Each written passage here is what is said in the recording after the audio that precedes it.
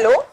First and foremost, I'd like to congratulate you all for clearing the first step of the entire process, the MBA entrance exams.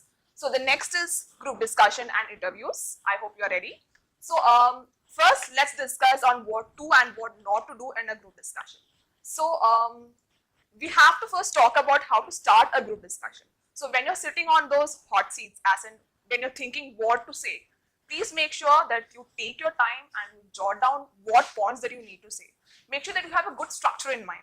So in my experience, during many group discussions, what I have seen is that people just rush and start the group discussion because they think there are some brownie points regarding that. So if you start a group discussion, you get that brownie points. That is not true. You get brownie points when you bring a proper structure for the group discussion. For example, you can think about the political or environment or economic aspect of a particular topic, and these are the points that we need to discuss regarding that. Or maybe if you can bring a proper structure, you will get points. If you just start and if you just rush to it, you would not be getting that points. Another thing is that when you are having a general discussion, make sure that you're very firm and assertive and not aggressive. There's a thin line between what is assertive and what is aggressive. One good example that I can state is that never cut someone during the group discussion. That is something on the aggressive side.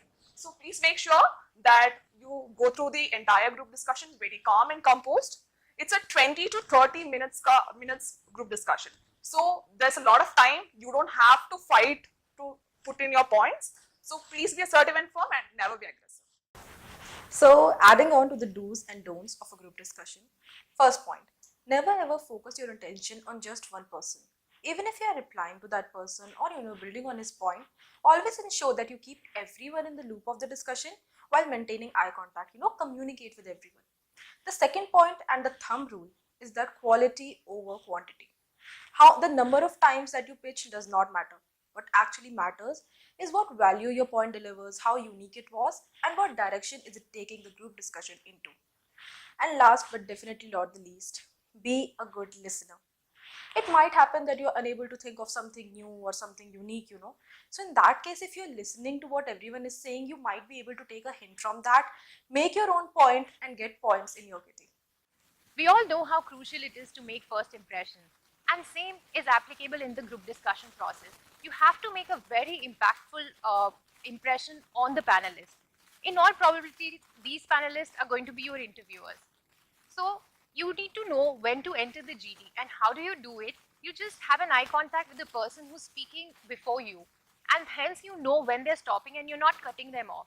Second part is that you're considerate to the people who are actually not got the chance to speak much.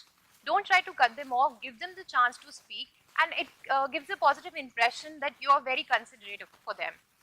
Last point is that you need to not get distracted by the professors that are sitting there and judging you.